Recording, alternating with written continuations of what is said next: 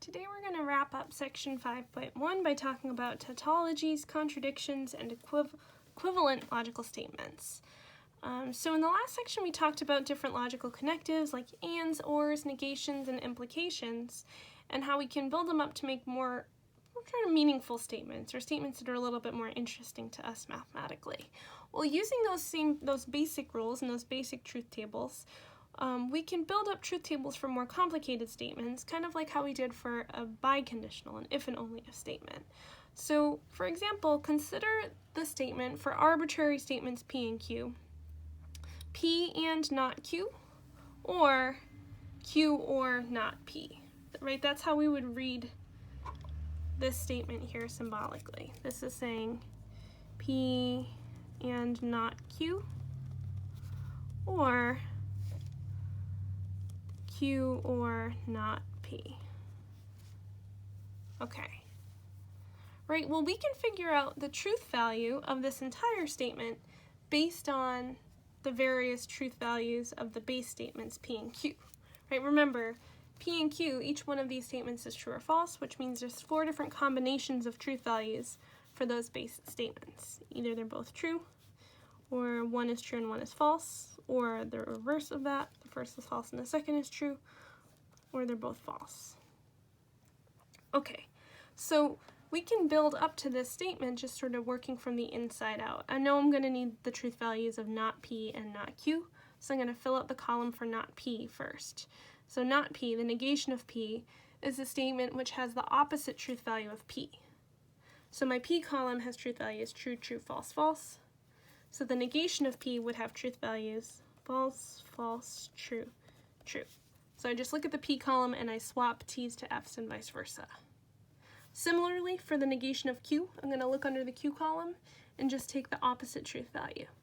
So the Q column was true, false, true, false. The negation of that would be false, true, false, true. Okay, so I'm getting there. Now I'm going to need a column for P and not Q. Okay, remember, I'm using this tilde the same way that this little minus with a tail is being used. They both mean negation, and I use them interchangeably. So P and not Q, this is a conjunction. We're joining two statements together. It's an and statement. And an and statement is true only when the two base statements, in this case P and then not Q, are both true. So I'm going to look at the P column, look at the not Q column. Means I'm looking at these two columns here. This is only going to be true as long as they're both true. All right, in the first row, are they both true? No, because the negation of Q is false. So the and statement would be false. In the second row, are they both true? Yes, so the and statement is true. In the third case, they're both false, so the and statement is false. And in the last case, are they both true? No, P is false, so the and statement is false. All right, so this is my column for P and the negation of Q. That's this first part here. All right, then I'm going to do another column for Q or not P.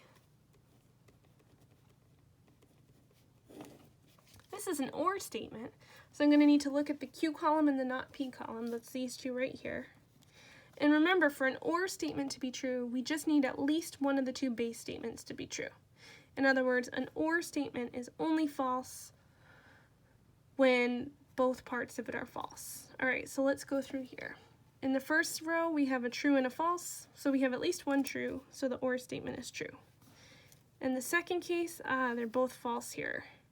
Okay, so if they're both false, then the or statement itself would be false. In the third case, they're both true, and remember an or is an inclusive or, so as long as at least one is true, the whole or statement is true. And in the last case, at least one is true because not P is true, so the or statement is true. All right, good, so that's giving me what's on the other side of this or here.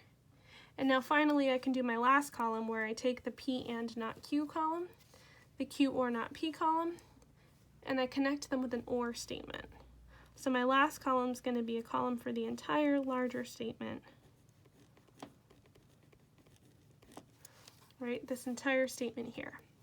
So now I need to look at the P and not Q column, that's here, and the Q or not P column here, and I need to connect them with an or, which means as long as at least one part is true, the whole statement is true.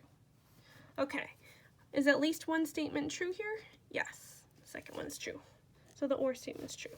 Is at least one true here? Yep, the first is true, so the whole thing's true. Here we have the second statement is true, so the or statement's true, and same thing in the last case. Okay, so what do you notice? Well, in this last column here, for the statement P and not Q, or Q or not P, it's always true. It doesn't matter whether P and Q itself are true or false. For any combination of these, the entire statement is going to be true.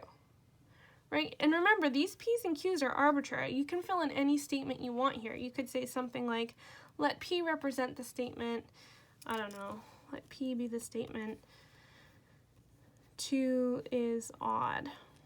And let Q be the statement pi is a whole number. Right? These are both false, but according to our truth table, it doesn't matter that they're both false. The statement P and not Q, or Q or not P, is going to be a true statement. Right? So this P and not Q, or Q or not P, using these statements would be 2 is odd and Q's not a whole number, or pi is a whole number, or 2 is not odd. All right, so when we fill all that in, the resulting statement is going to be true, because it's always true no matter the truth values of the base statements. We have a special word for that. For a statement which is true no matter what, we call that a tautology. Right, so a tautology is a statement that's always true for all possible truth value combinations of its base statements. And I'm going to show you a couple of examples. For example, the statement P or the negation of P. I can prove this pretty quickly using a truth table because my base statement is just P. It only has 2 truth values. So the negation of P would be false true. And when we connect these with an or, remember an or statement is true as long as at least one of its bases is true. So in the first case, yep, the first part's true. And in the second case, the second statement's true. And so this P or not P is always true regardless of the truth value of P. Right? If you can look at that last column for that statement and you get all T's, that's how you know it's a tautology. They both start with T, right? It's a useful thing to remember. If we wanted to write this statement in English, you could say something like, I don't know, I like Taco Bell, or I don't like Taco Bell. One of those things is true. Right? It has to be true that one of those two things are true, so this statement is true, whether it's me or it's you or whoever says it. This statement is always going to be true no matter who says it. All right, as another example of a tautology, the statement P implies Q or P. Let's prove that this is a tautology or not. So we have 2 base statements here, P and Q. Their combinations are true, true, false, false, true, false, true, false. Okay. And then, let's see, if we wanted to build up to this P implies Q or P, we need to first have a column for the stuff inside the parentheses. So we need to add a Q or P column. An or statement is true as long as at least one part is true. So this or statement would be true, true, true, and just false here in the last case. True, true, false. It's only false when both parts are false.